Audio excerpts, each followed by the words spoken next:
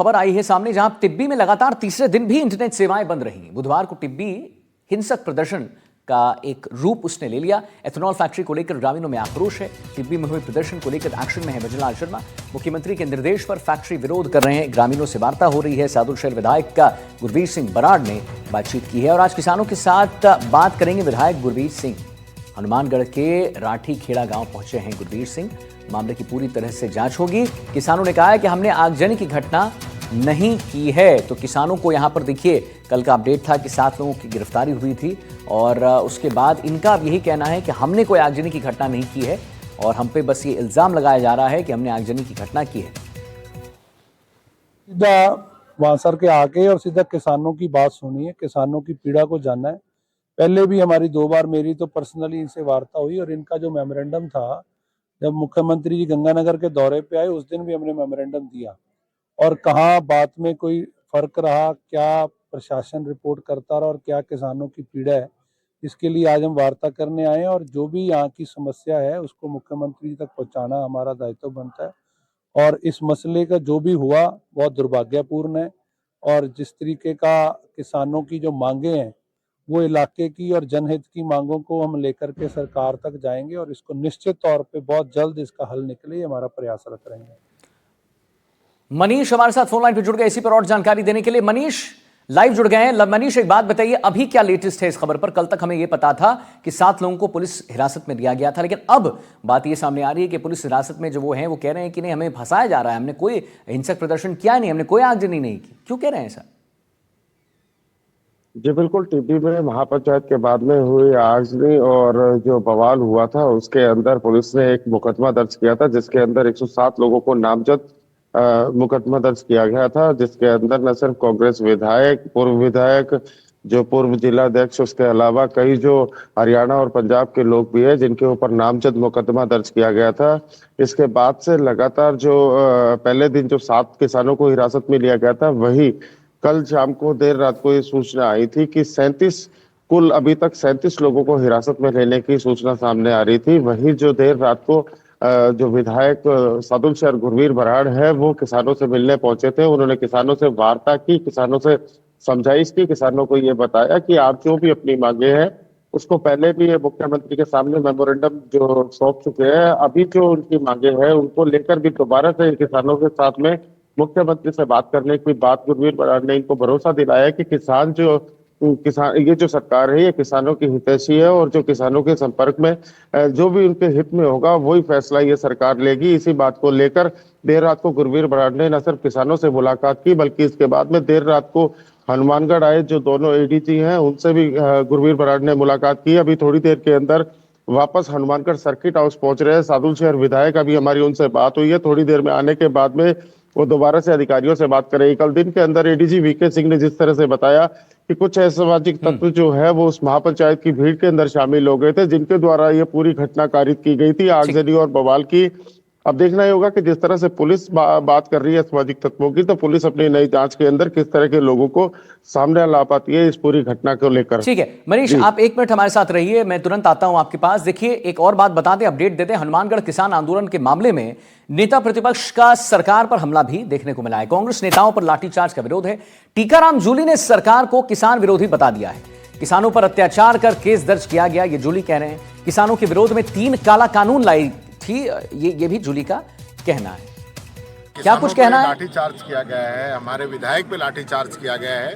ये सरकार का फेल्यूर है कि हमेशा से जो है किसानों के खिलाफ ये लोग रहे हैं। ये वही लोग हैं जिन्होंने किसानों के खिलाफ 3 काले कानून बनाए थे और किसानों को गला घोटने का काम ये लोग कर रहे थे। आज भी राजस्थान की हालत ये है कि नए किसान को बीज मिल रहा है, नए खाद मिल रहा है, नए पानी मिल रहा है, नए बिजली मिल रही है, नए समर्थन मूल्य पे खरीद मिल रही है। अलवर के अंदर भी प्याज की बहुत बुरी हालत रही लेकिन सरकार ने नहीं चेता। मैं कहना चाहूँगा सरकार को तुरंत इसमें संज्ञान ले, जो दोषी अधिकारी हैं उनके खिलाफ कार्रवाई हो और जो झूठे मुकदमे किसानों के खिलाफ ये दर्ज करने की प्लानिंग कर रहे हैं उनमें उनको राहत मिले, ये बात कहना चाहूँगा। चलिए, ये कहना था टीकाराम जूली का। मनीष शर्मा हमारे साथ एक बार फिर जुड़ गए, हनुमानगढ़ से संवाददाता है। मनीष जी, आपने टीकाराम जूली साहब को सुना, सरकार पर बिल्कुल वो जो है सरकार के खिलाफ वो कह रहे हैं कि सरकार जो है किसानों की हित की बात नहीं करती, लेकिन सरकार का ऑफकोर्स रुख डिफरेंट है, दूसरा है। क्या कहना है इस पर, किसानों का क्या कहना है, उनकी तरफ से कोई टिप्पणी आई है क्या अभी तक? किसान पहले दिन से एथेनॉल फैक्ट्री के मामले में पहली और एक ही सिंगल मांग कर रहे थे कि जो एथेनॉल फैक्ट्री है वो किसी भी कीमत पर यहाँ नहीं लगने देंगे, और इसको लेकर उनके तमाम अपने दावे हैं। लेकिन जिला प्रशासन और फैक्ट्री प्रबंधन का दावा उनके बिल्कुल विपरीत है। इसी बात को लेकर लगातार किसान और जो फैक्ट्री प्रबंधन और जो जिला प्रशासन है आमने सामने है। कई बार वार्ता के प्रयास हुए लेकिन वार्ता कभी सिरे नहीं चढ़ पाई। इसी बात को लेकर जब ये सारा आगजनी और महापंचायत के बाद में जिस तरह का बवाल यहाँ पे हुआ, उसके बाद से लगातार ये जो एथेनॉल फैक्ट्री का मामला है ये देश भर के अंदर चर्चित हुआ। इसी बात को लेकर कल लोकसभा के अंदर भी जो नागौर विधायक हनुमान बेनीवाल और जो श्रीगंगानगर विधायक कुलदीप हैं उन्होंने इस पूरे प्रकरण को लोकसभा में भी उठाया है। वहीं 17 दिसंबर को एक फिर से जिला कलेक्ट्रेट हनुमानगढ़ के ऊपर महापंचायत की जो बात सामने आ रही है, 17 दिसंबर को भी एक महापंचायत यहाँ पे कॉल की गई है, जिसके अंदर राकेश टिकैत जैसे कई जो नेता हैं उनके शामिल होने की संभावना जताई जा रही है। पंजाब हरियाणा के कई जो किसान संगठन है उनके भी यहाँ आने की जल्द संभावना जताई जा रही है। 17 दिसंबर को एक बार फिर से महापंचायत इसी मामले को लेकर जिला कलेक्ट्रेट पे बुलाई गई है। वहीं जिस तरह से लगातार इस मामले को लेकर प्रदेश स्तर पर, राष्ट्रीय स्तर पर कई नेताओं ने अपने बयान जारी किए हैं, तो निश्चित तौर पर ये जो पूरा जो मामला है ये जल्द निपटता हुआ दिखाई नहीं दे रहा, क्योंकि अब ये जो पूरा मामला है ये जिले से बाहर निकलकर प्रदेश और राष्ट्रीय स्तर पर चला गया है। और लगातार जिस तरह से इस मुद्दे को लेकर किसान अपनी बात से पीछे हटने को तैयार नहीं है, वहीं लगातार प्रशासन और जो सरकार से जुड़े लोग हैं वो किसानों को ये समझाने का प्रयास कर रहे हैं कि किस तरह के एथेनॉल फैक्ट्री के जो डिसएडवांटेज बताए जा रहे हैं वैसा भी नहीं है। ये जो इसके एडवांटेजेस भी हैं, सिर्फ डिसएडवांटेजेस की हम बात नहीं करें। चलिए, बहुत बहुत धन्यवाद करेंगे मनीष आपके महत्वपूर्ण जानकारी देने के लिए। देखिए, बार एसोसिएशन का चुनाव आज होने वाला है। प्रदेश भर में हो रहा बार एसोसिएशन का जो चुनाव है, आज 225 बार एसोसिएशन में मतदान होगा। शाम 5 बजे तक ये मतदान जो है चलने वाला है। करीब 70,000 अधिवक्ता मतदान कर रहे हैं। जयपुर में 21 पदों पर 66 प्रत्याशी हैं। पारदर्शी चुनाव के लिए बनाई गई अधिवक्ताओं की टीम और सीसीटीवी कैमरों से भी ये निगरानी जो है की जा रही है। बार एसोसिएशन के वार्षिक चुनाव 2025 आज प्रदेश भर में कराए जा रहे हैं। आज 225 बार एसोसिएशन में चुनाव होंगे, जिसमें करीब 70,000 अधिवक्ता आज अपने बार एसोसिएशन में मतदान भी करेंगे, कार्यकारिणी का चयन भी करेंगे।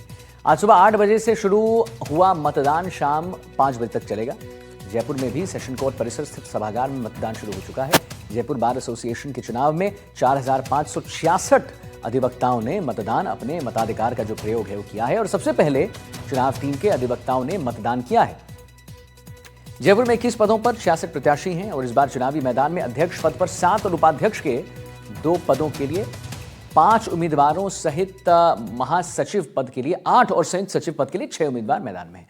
विश्वास हमारे साथ जुड़ गए हैं, इसी पर और जानकारी देंगे। विश्वास, जरा बताइए, आज बार एसोसिएशन का जो चुनाव है होने वाला है, मताधिकार का प्रयोग करने वाले हैं लोग, कैसा माहौल है उसके बारे में जानकारी दीजिए।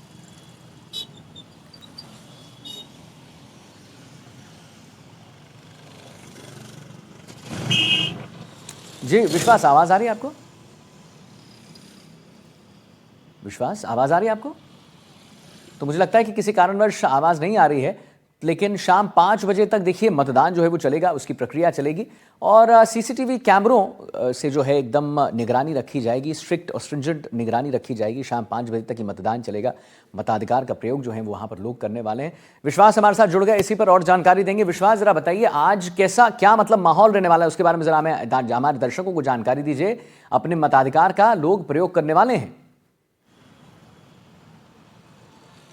जी बिल्कुल, देखिए जो डिस्ट्रिक्ट बार एसोसिएशन हैं राजस्थान में लगभग 225 बार एसोसिएशन हैं, उनके चुनाव आज होने वाले हैं जिनमें कार्यकारिणी का गठन होगा। जिस तरीके से जो अधिवक्ताओं की आवाज होती है न्यायालय में जो उनके मामले होते हैं उनको लेकर के बार एसोसिएशन का जो चुनाव है वो होते हैं, जो वार्षिक चुनाव होते हैं, कार्यकारिणी का गठन होता है। कल राजस्थान हाईकोर्ट जयपुर में बार एसोसिएशन का चुनाव हुआ, शाम 5 बजे तक मतदान चला। जिस तरीके से हमने देखा कि लगातार बार बार धमकियां मिल रही थी बम छुड़ाने की राजस्थान हाईकोर्ट परिसर को, वैसा ही कल भी हुआ। एक बार फिर से लगातार चौथी बार जो है धमकी मिली, लेकिन हालांकि चूंकि पहले ही सर्च ऑपरेशन चला लिया गया था, 100 लोगों की जो जाब्ता है वो वहां पर मौजूद था और अलग तरह की जो व्यवस्थाएं हैं वो जहां पर चुनाव होना था, जो सभागार परिसर सतीश चंद्र सभागार परिसर जहां पे चुनाव होना था वहां पे किया गया था, इसलिए मतदान कोई बाधित नहीं हुआ। आज 225 बार एसोसिएशन में राजस्थान में चुनाव है, जिसमें लगभग 70,000 से अधिक जो वकील हैं, अधिवक्ता हैं, वे वहां पर अपने मतदान का प्रयोग करेंगे। राजस्थान के जयपुर में जो बार एसोसिएशन है वहां पर भी आज चुनाव है। 21 पदों के लिए चुनाव होने वाला है, जिसमें लगभग 4566 अधिवक्ता मतदान करेंगे। सुबह 8 बजे से मतदान शुरू हो चुका है, शाम 5 बजे तक मतदान चलेगा। इसके बाद में मतगणना की प्रक्रिया जो है कल होगी। वहीं जहां कल राजस्थान हाईकोर्ट में जो चुनाव हुए थे उनके लिए आज मतगणना की प्रक्रिया सुबह 10 बजे से शुरू हो गई है। आपको बता दें कि लगातार ये जो कार्यकारिणी का चुनाव है ये वार्षिक स्तर पे हर बार एसोसिएशन में करवाया जाता है। इसमें अलग अलग तरह की रूपरेखाएं तैयार की जाती हैं, अधिवक्ताओं के हक की आवाज उठाई जाती है। साथ ही कई जगहों पर अन्य नवाचार जो है वो बार एसोसिएशन के द्वारा किए जाते हैं। कई जगहों पर आम जनमानस की समस्याओं को लेकर भी बार ठीक है। एसोसिएशन जो है लगातार काम करती है, क्योंकि न्यायिक प्रक्रिया से जुड़े हुए कई मामले होते हैं। चलिए ठीक है, बहुत बहुत धन्यवाद करेंगे महत्वपूर्ण जानकारी देने के लिए।